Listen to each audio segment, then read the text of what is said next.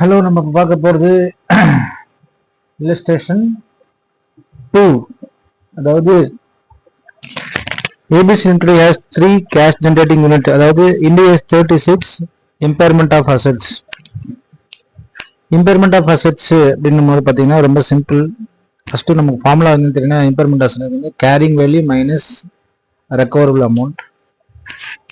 இந்த கணக்கில் வந்து பார்த்தீங்கன்னா CGU cash generating unit ABC remaining useful life கொடுத்துருப்பாங்க. அப்போ 500 into 10 750 into 20 1200 into 20. ஏன் 20 பெருக்கிறோம் அப்படின்னு கேட்டிங்கன்னா கீழே பாருங்க, corporate asset X carrying amount 600. The carrying amount of X can be allocated on reasonable basis, that is pro rata basis. Pro rata basis na actually ரெண்டு பெருக்குனா 5000 15,000 and 22,000 வந்துருங்க. அப்போ இதோட கூட்டுத்தொகை பார்த்தா 42,000. இந்த 42,000ல இந்த அஸ்டோட வேல்யூல எது 5,000, இந்த டோட்டல் 42,000ல இந்த அஸ்டோட வேல்யூல 5,000, இந்த அஸ்டோட வேல்யூ 15,000, இந்த அஸ்டோட வேல்யூ 22,000. அப்படின்னா என்னுடைய கார்பரேட் அசட் 600 அலோகேட் பண்றதுன்னா இந்த பேசிஸ் தான் அலோகேட் பண்ணணும்.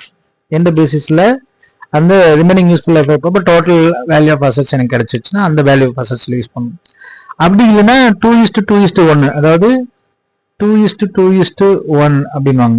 அப்போ 4×5 275 150 211 222. ஸோ அப்படி பார்த்தாலும் எல்லாத்துக்கும் இந்த பர்சன்டேஜ் ரொம்ப ஈஸியாக தான் வரும். அப்போ நம்ம போகும்போது 5/42 into 600 போடுங்க, வந்துடும்.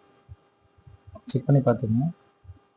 5/42 into 5/42 into 600 71. ஸோ 71 இங்கே வந்துடும். அடுத்தது செக் பண்ணி பாருங்க. 15/42 into 600 214 வந்துருச்சு. அடுத்தது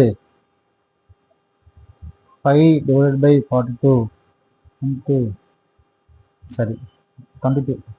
22/42 into 600 314 314 எப்படின்னா வச்சுக்கலாம். பட் பெரிய விஷயம் கிடையாது. ஸோ இப்படி பண்ணும்போது இந்த அஸ்டோட வேல்யூ போய் எங்க சேருது? ABC ஜென்ரேட்டிங் யூனிட்ல சேருது. நம்ம தானே. அப்போ ஏபிசியோட cash generating unit first value பார்க்கலாம். 500 இருக்குது. இது போய் சேர்ந்த கார்பரேட் அசட் எக்ஸ்ன்றது வந்து நம்ம குட்வில்ல கன்சிடர் பண்ணக்கூடாது. It is not goodwill, it is one of the asset. So the total value of cash generating unit now 571 because that X has been also included in this asset cash generating unit. So what is recoverable amount they have given? So 600 rupees. So 571 is carrying amount and the recoverable amount is 600. So more than carrying amount, it is not an impairment loss. Cash generating unit B is 750 plus 214 is corporate asset X has been allotted on pro rata basis. So now you got 694, but recoverable amount of cash generating unit B is 900. அப்படின் பொழுது உங்களுக்கு 64 rupees தான் உங்களுக்கு என்னவா கிடைக்கும்? Intangible பாருங்க, impairment assets. அந்த intangible 64 நம்ம உடனே பிரிச்சு அப்படியே நம்ம குட்வில்க்கு போடுற மாதிரி போடலாமான்னு கேட்டால் போட முடியாது, அலோகேட் பண்ண முடியாது. ஸோ இது எப்படி அலோகேட் பண்ணலான்னு பார்த்தா, இப்போ இது ரிமைனிங் இதுதான் வந்து வேல்யூ இல்லைங்களா, 6. அப்போ 964 தான் வந்து கேரிங் அமௌண்ட். அந்த கேரிங் அமௌண்ட் பேசிஸ் தான் நம்ம போட்டாகணும். அப்படின்னு பொழுது எப்படி பாருங்க, நல்லா கவனிங்க. So 214 divided by 964 into how much 64 தான் நமக்கு கிடைச்சது. இப்போ 64 அப்படின்னு நம்ம 14 ரூபா நான் போட்டிருப்பேங்க. ஸோ இங்கே 14 ரூபா நான் போட்டுக்கிறேன். இது உங்களுக்கு தெரியல, நான் கொஞ்சம் டிப் பண்ணி காமிக்கிறேன், நல்லா ஈஸியாக இருந்துச்சுங்க. ஸோ 14 ரூபா, இதுதான் 14 ரூபா. 14 ரூபாய் வேணா அழிச்சிட்டு கூட நீங்களே தந்துடுற. ஸோ வந்து பார்த்தீங்கன்னா 14 ரூபா. ஸோ 214ல் 14 போச்சுன்னா எவ்வளோ தான் இருக்குன்னா 200 ரூபாய் தான் இருக்கும் அப்படிங்கிற கான்செப்ட். அடுத்தது 700 எப்படி வந்துச்சு? 14 ரூபா போயிடுச்சுன்னா மிச்சம் எவ்வளோ தான் இருக்கும்? 50 rupees. அது எப்படி சொல்லுங்கன்னா திருப்பி அதே போட்டு பாருங்க. 750 divided by 964 into 64 you get a 50 rupees. So அப்போ பார்த்தீங்கன்னா உங்களோட வேல்யூ எவ்வளோ 700 தான் இருந்திருக்கும் இல்லையா.